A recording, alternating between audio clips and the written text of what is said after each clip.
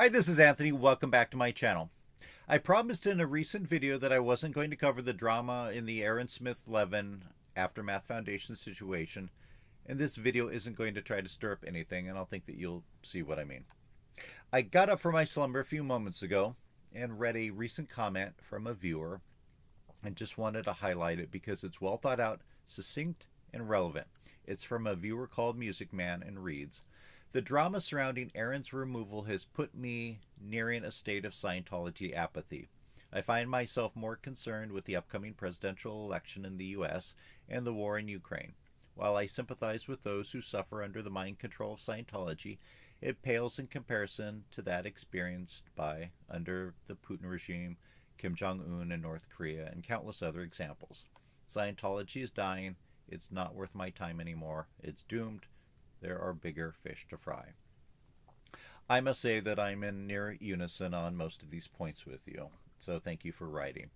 The reason that I covered the Aaron Smith-Levin Aftermath Foundation situation for a while was because I think that there were many people jumping to conclusions on both sides, and certainly with a lack of information from both sides of the conflict initially, it was hard to form an intelligent and informed conclusion about the situation. But over time, more information was revealed, particularly by Aaron, and I think that enough was brought up that one can make some conclusions about the validity and appropriateness of his removal from the board of the Aftermath Foundation. I'm not even going to try to address those conclusions because I've made probably 20 videos looking at different aspects of that. If you're still interested and haven't seen any of them, you can check them out.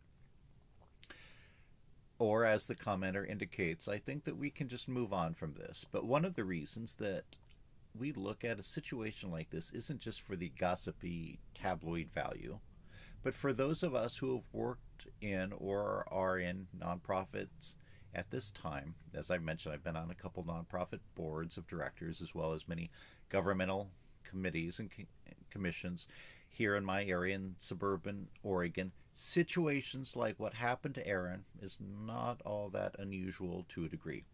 Now, he's become a globe-trotting YouTube celebrity, and most people aren't that. But many nonprofits and other groups find themselves with members who may be displaying problematic tendencies or poor judgment. How do you deal with the situation like that? Do your bylaws and policies and other procedures that are hopefully written down address the situation?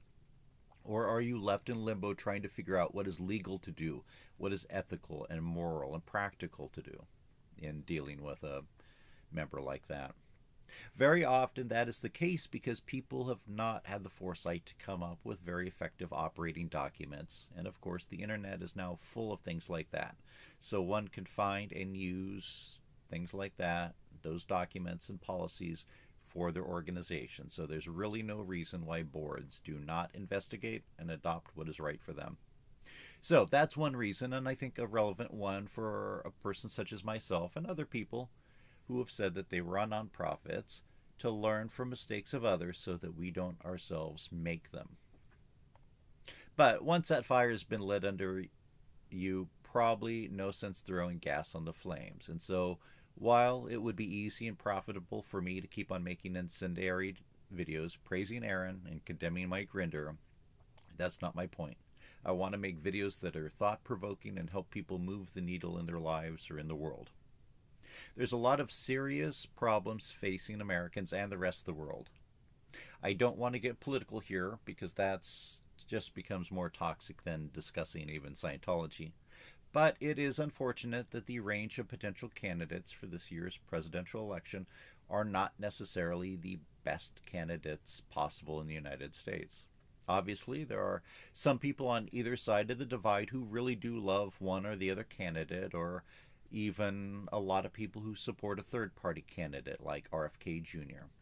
But I think for many Americans, including Americans who are otherwise fairly loyal voters towards whatever party they're a member of, this year's elections may be similar to the last election cycle, where many people had to hold their nose and vote for the candidate that they thought was the lesser of the two evils.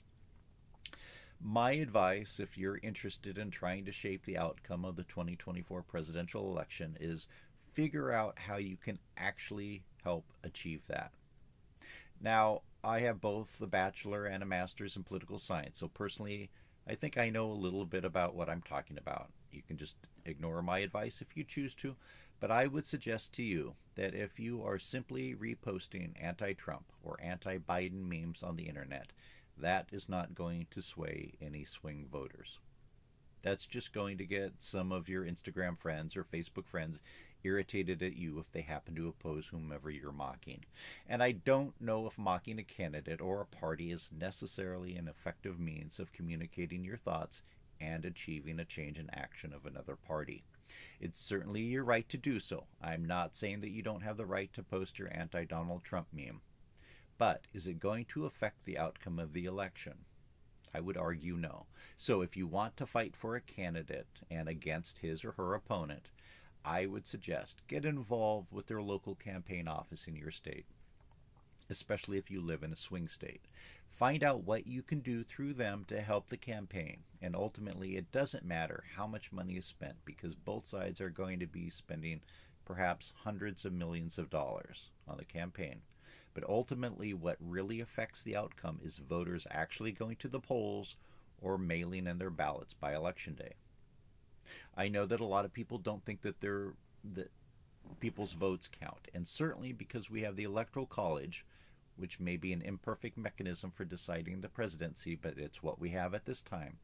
But if you live in a swing state, then your vote for one of the two major candidates is really going to potentially have an impact.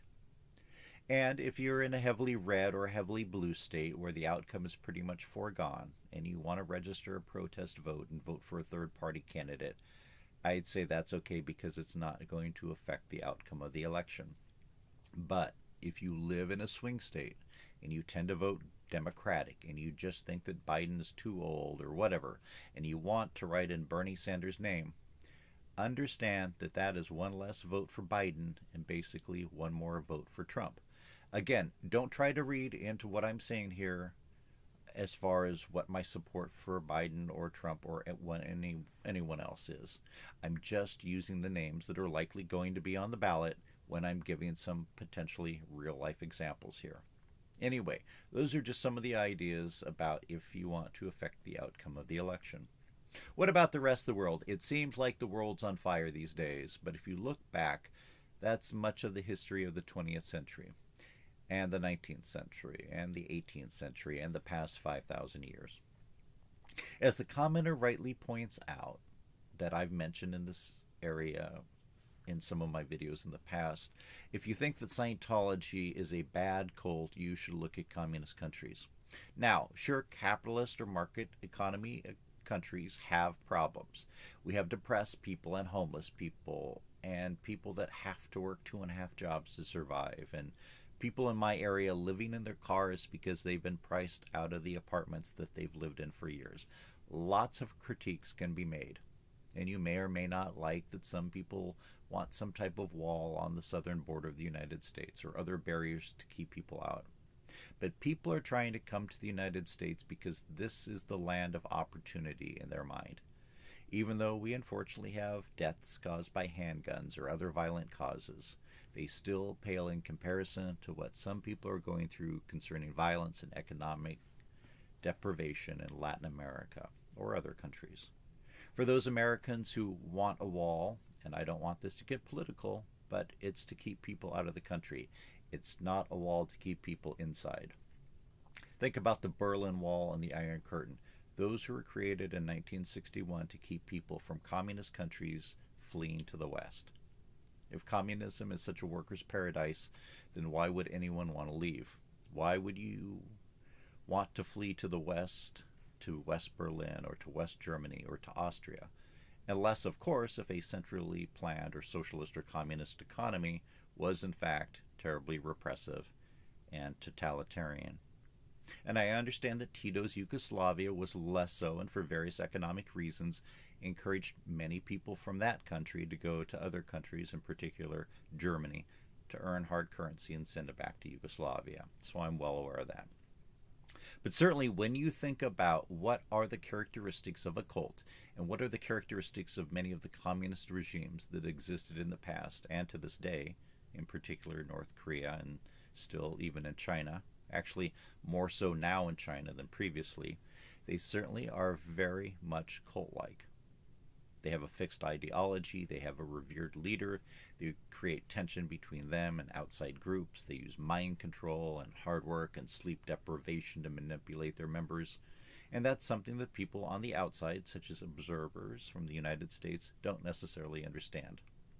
If you are dealing with the Taliban, which is a religious cult, if you're dealing with North Korea, which is a semi-religious political cult, if you're dealing with Saddam Hussein's Ba'athist regime, which was a secular semi-socialist cult, then you're dealing with people who in many cases are often willing to kill themselves fighting for the regime's beliefs against outsiders.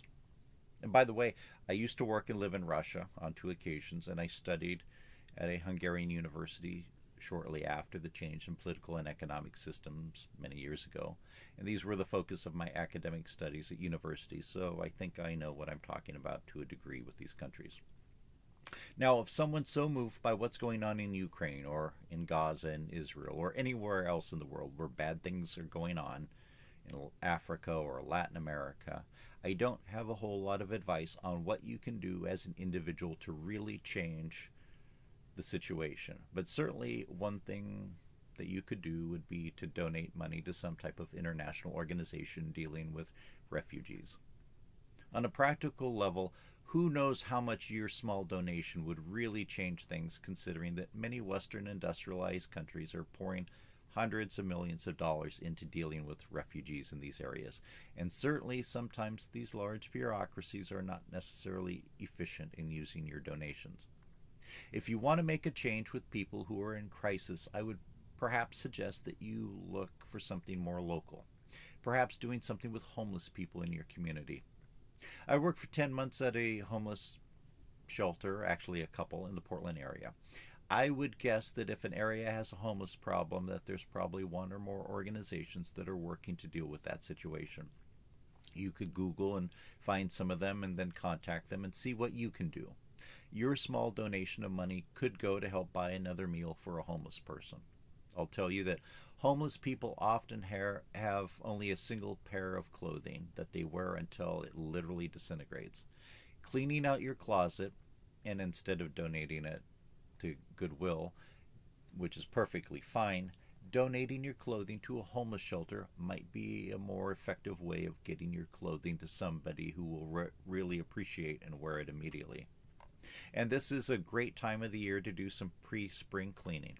Clean out your closets, look through your pantry and cupboards and see what you have as far as canned food that you're not going to use that you could donate to a food bank or to a homeless shelter. You have an old backpack or some bags that a homeless person could use to store some of their items in so that they don't have to steal a shopping cart from a grocery store. Because of laws, you usually can't donate used underwear, even if it's clean. So a homeless shelter is probably not going to accept your used underwear. But they always need clean underwear to give out to their clients. And so you could, if you wanted to, coordinate with them on what their needs are, and then you could go to Target and buy some underwear in the correct sizes and for the correct genders, and then bring them back, or just donate money and tell them that you would like it allocated to underwear. Another thing that one could do, although I'm not necessarily suggesting this, but if you're cleaning out your underwear and you have some with holes or are kind of ragged, homeless people don't care. If you package that up and then went to an area where there were homeless people and gave it to them or left it there with a note, that would probably be utilized and appreciated. So I'm going to wrap up here, but there's so many things that one can do to move the needle a little bit in the world to make it a little bit better. And I've actually done some videos where I have other suggestions on how one can do that for their personal lives as well as for their community and the rest of the world. Watching videos on the ex-Scientology world can be interesting and enlightening, but I too suffer a little bit from video drama fatigue and have watched a little less concerning the ex-Scientology world than I used to. Use the time that you save doing that to clean out your closets. Organize your life a little bit and help out your local community to whatever degree you can. Okay, I'll stop here. As always, if you haven't, hit that subscribe button. It really does help me out, and I appreciate it. If you like this video, or even if you don't, but appreciate the time that it took to create it, I'd love it if you hit that like button, and please do leave a comment. A few words is fine, but I'd rather have some substantial engagement between myself and my viewers and each other. If you take exception to something that I've said, or if you have other ideas on how you can help other people in other countries or within our own community.